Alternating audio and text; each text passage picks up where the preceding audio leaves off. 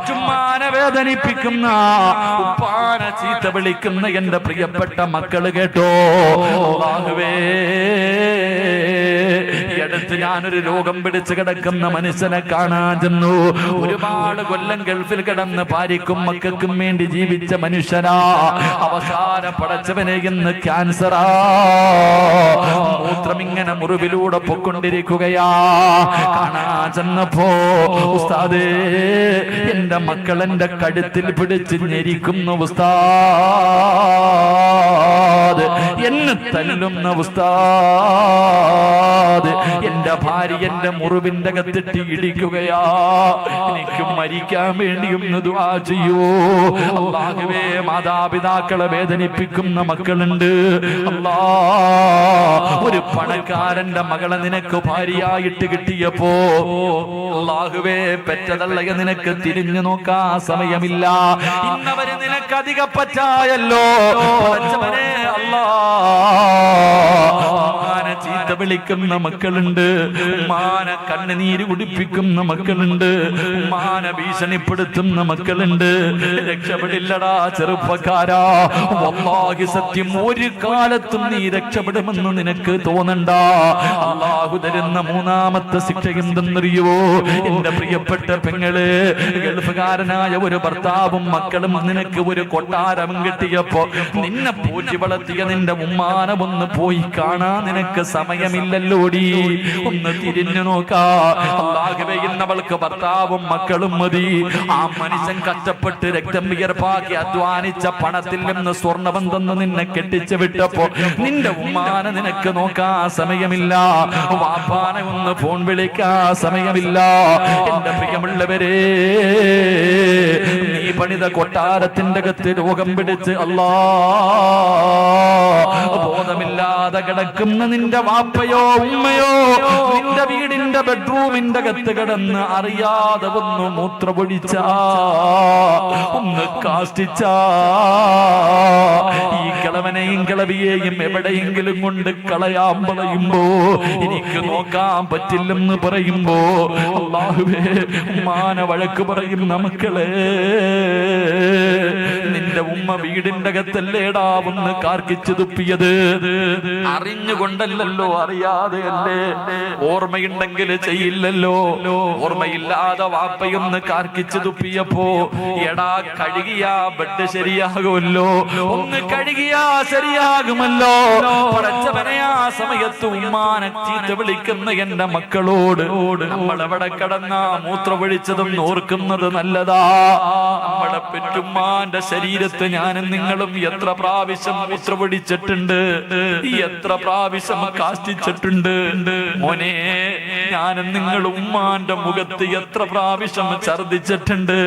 നമ്മുടെ ഉമ്മ നമ്മളെ തല്ലിയോ, നമ്മളെ വേണ്ടാന്ന് പറഞ്ഞു വലിച്ചെറിഞ്ഞില്ലല്ലോ.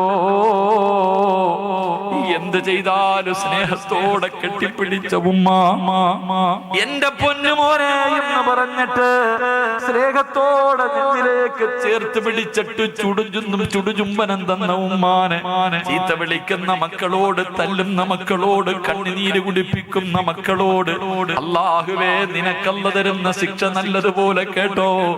നിനക്കല്ലാഹു തരുന്ന ശിക്ഷ നീ നല്ലതുപോലെ കേട്ടോ. നിന്റെ മക്കളും തിരിച്ച് നിന്നോട് അങ്ങനെ ചെയ്യുമെന്ന് നബി മുഹമ്മദ് മുസ്തഫ. നീ എങ്ങനെ വളർത്തിയാല്, എത്ര നല്ലതുപോലെ നിന്റെ മക്കളെ വളർത്തിയാല്, നിന്റെ വാപ്പാനെ നീ വേദനിപ്പിച്ചിട്ടുണ്ടോ? വാന്റെ നേരെ കൈപൊക്കിയിട്ടുണ്ടോ? വാനെ നീ ചീത്ത വിളിച്ചിട്ടുണ്ടോ? വാനെ അടിച്ചിറക്കിയിട്ടുണ്ടോ? വല്ലാഹി സത്യം, നിന്റെ മക്കള് ചെയ്യും വാപ്പാ.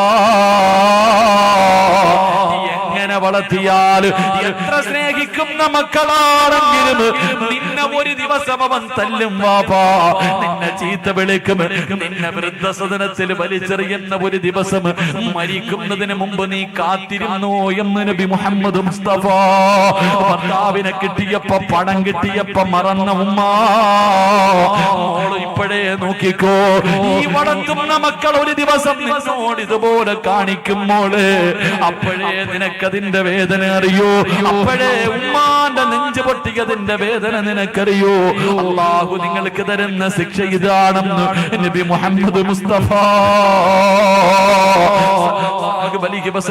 തങ്ങൾ പറയുമ്പോ, ഇന്ന് രാത്രി വീട്ടിലേക്ക് കടന്നതില് വീടിന്റെ അകത്ത് രോഗം പിടിച്ച് കിടക്കുന്ന വാപ്പാന്റെ കട്ടിലിന്റെ ചാരത്ത് ചെന്നിട്ട് ഉപ്പാന്റെയും ഉമ്മാന്റെയും കയ്യിൽ പിടിച്ചിട്ട് കരമുമ്മാ, തല്ലണമെങ്കിൽ തല്ലിക്കോ, എന്ത് വേണമെങ്കിലും പറഞ്ഞു ഉമ്മാ, എനിക്ക് നിങ്ങളുടെ പൊരുത്തം വേണം, ഞാൻ നിങ്ങളുടെ പൊന്നുമോനല്ലേ, നിങ്ങളുടെ കാൽച്ചവട്ടിൽ കിടക്കുന്ന സ്വർഗം എനിക്ക് വേണം ഉമ്മാ. ഉമ്മാനോട് പൊരുത്തം ചോദിച്ചോ, വാപ്പായോട് പൊരുത്തം ചോദിക്കാതെ കിടക്കല്ലേ. മാസങ്ങളായിട്ട് ഫോൺ വിളിക്കാത്ത പെണ്ണ് ഈ പാതിരാത്രി വിളിക്കുമോള്, ഉമ്മ ഒരിക്കലും നിന്നെ കുറ്റം പറയൂല. നിന്റെ വിളി കാത്ത് കിടക്കുകയാ, നിന്റെ ഒരു വിളിയും കാത്ത് കിടക്കുന്ന ഉമ്മ. എന്തേ മോള്, എന്റെ മോക്ക് സുഖമാണോ? ഈ പാതിരാത്രി വിളിച്ചാലും ഉമ്മ നിന്റെ വാക്ക് വല്ലാതെ ഇഷ്ടമാ പൊന്നുമോള്. അതുകൊണ്ട് ജീവിച്ചിരിക്കുന്ന മാതാപിതാക്കളോട് ഒരുത്തം ചോദിക്കാതെ കിടക്കല്ലേ. നീ പള്ളിക്കാട്ടിലാണെങ്കില്, 6 അടി മണ്ണിന്റെ കത്താണെങ്കില്, നാളെ രാവിലെ നിന്റെ ഉപ്പാന്റെ കബറിന്റെ ചാരത്ത് പോകണേ. പല മക്കൾക്കും മാതാപിതാക്കളുടെ കബർ എവിടാണെന്ന് പോലും അറിയൂല. എവിടെയാണ് തന്റെ ഉപ്പയുടെയും ഉമ്മയുടെയും കബറെന്ന് പോലും അറിയാത്ത മക്കളുണ്ട്. നാളെ പോകടാ, പള്ളിക്കാട്ടിലേക്ക് കടന്നു ചെന്നിട്ട് അസ്സലാമു അലൈക യാ അബീ, അസ്സലാമു അലൈക യാ ഉമ്മീ. മാതാപിതാക്കളുടെ കബറിന്റെ ചാരത്ത് ചെന്നിട്ട് പൊട്ടിക്കരന്നുകൊണ്ടും എനിക്ക് പൊരുത്തം തരണേ. ഉമ്മകത്ത് കിടന്ന് കേൾക്കുവടാ, ഞാനും നിങ്ങളും പറയുന്നത് മുഴുവനും നമ്മുടെ ഉമ്മ കേൾക്കുന്നുണ്ട്, നമ്മുടെ വാപ്പ കേൾക്കുന്നുണ്ട്. അല്ലെങ്കിൽ എന്റെ പ്രിയമുള്ളവരെ, പ്രവാചകൻ പറഞ്ഞു, എല്ലാ വെള്ളിയാഴ്ച ദിവസവും നമ്മൾ ഒരാഴ്ച, ഒരു വെള്ളിയാഴ്ച മുതൽ അടുത്ത വെള്ളിയാഴ്ച വരെ ചെയ്ത നല്ല കാര്യം മുഴുവനും കബറിന്റെ അകത്ത് കൊണ്ട് കാണിക്കും, മോശമായതും കൊണ്ട് കാണിക്കും. ആ സമയത്ത് നീ ചെയ്ത വൃത്തികേടുകൾ കണ്ടിട്ട് നിന്റെ മാതാപിതാക്കള് കരയും മോനെ. അതുകൊണ്ട് പൊരുത്തം ചോദിക്കാൻ മറക്കല്ലേ. ഞങ്ങളുടെ മാതാപിതാക്കളുടെ പൊരുത്തം കിട്ടിയ മക്കളിൽ ഞങ്ങളെ പെടുത്തണേ അല്ലാ. പലപ്പോഴും പലതും പറഞ്ഞു പോയിട്ടുണ്ട്, അറിയാതെ വന്നു പോയതാ അല്ലാ.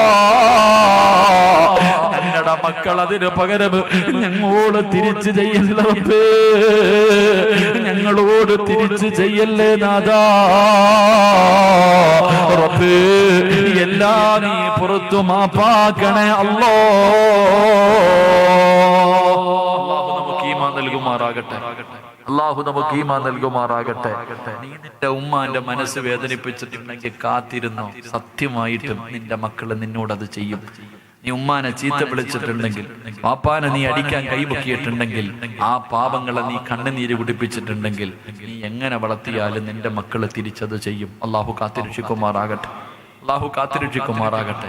ഞാനതിന് അനുഭവസ്ഥവനാ. എന്റെ ഉമ്മ എന്റെ ഭാര്യയോട് ചോദിച്ചു, സുമയ്യ, എന്റെ മോന് വലിയ ദേഷ്യവാ, എന്റെ മോന് വലിയ ദേഷ്യവാ, എനിക്ക് വലിയ ദേഷ്യവാ. ഉമ്മ ഇങ്ങനെ എന്റെ മകാരിയോട് പറഞ്ഞു. ഒരിക്കൽ പറഞ്ഞു, അവൻ ചെറിയ കുട്ടിയായിരിക്കുന്ന സമയത്ത്, ഞാൻ ചെറിയ കുട്ടിയായിരിക്കുമ്പോൾ എന്റെ വാപ്പ എന്നെ തല്ലി എന്തോ ഒരു കാര്യത്തിന്.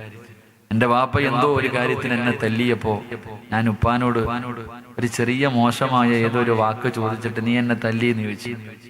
ഞാൻ വാപ്പാൻ എന്തോ ഒരു ചെറിയ മോശമായ ഒരു വാക്ക് ആ ചെറിയ പ്രായത്തിൽ ഞാൻ പറഞ്ഞു. എൻ്റെ ഉമ്മ ഇതിങ്ങനെ പറയുന്നത് ഞാൻ കേട്ടു. പക്ഷെ കുറച്ച് നാളുകൾക്ക് മുമ്പ് എൻ്റെ മകൻ നേഴ്സറിയിൽ നിന്ന് വീട്ടിലേക്ക് മടങ്ങി വന്നപ്പോൾ എന്തോ ഒരു കാര്യത്തിന്റെ പേരിൽ ഞാൻ അവനെ തല്ലി, എന്തോ ഒരു കാര്യത്തിന്റെ പേരിൽ ഞാൻ അവനെ വഴക്കു പറയുകയോ തല്ലുകയോ എന്തോ ചെയ്തപ്പോ ഞാൻ പണ്ട് എൻ്റെ വാപ്പായെ വിളിച്ച അതേ വാക്കവ എന്നെ വിളിച്ചു. ഞാൻ എൻ്റെ പണ്ട് ഓർമ്മയില്ലാത്ത കാലത്ത് ഞാൻ എൻ്റെ വാപ്പയെ വിളിച്ച അതേ വാക്ക് അവൻ എൻ്റെ മകൻ എന്നെ വിളിച്ചു. ഞാൻ അവനെ ഒരുപാട് തല്ലിക്കഴിഞ്ഞപ്പോഴാണ് എനിക്ക് ആ ഓർമ്മ വന്നത്. എൻ്റെ പ്രിയപ്പെട്ടവരെ, ഇത് ഞാൻ എൻ്റെ ജീവിതത്തിൽ അനുഭവിച്ചതാ. അള്ളാഹു നമ്മളെ കാത്തിരക്ഷിക്കുമാറാകട്ടെ. അല്ലാഹു നമ്മളെ പുറത്തുരുമാറാകട്ടെ. നമ്മുടെ മക്കളെങ്ങാണം നമ്മളോട് തിരിച്ചു ചെയ്താൽ നമ്മളെ കൊണ്ട് സഹിക്കാൻ കഴിയൂല. അല്ലാഹു നമുക്കൊക്കെ പുറത്തു മാപ്പാക്കി തരുമാറാകട്ടെ.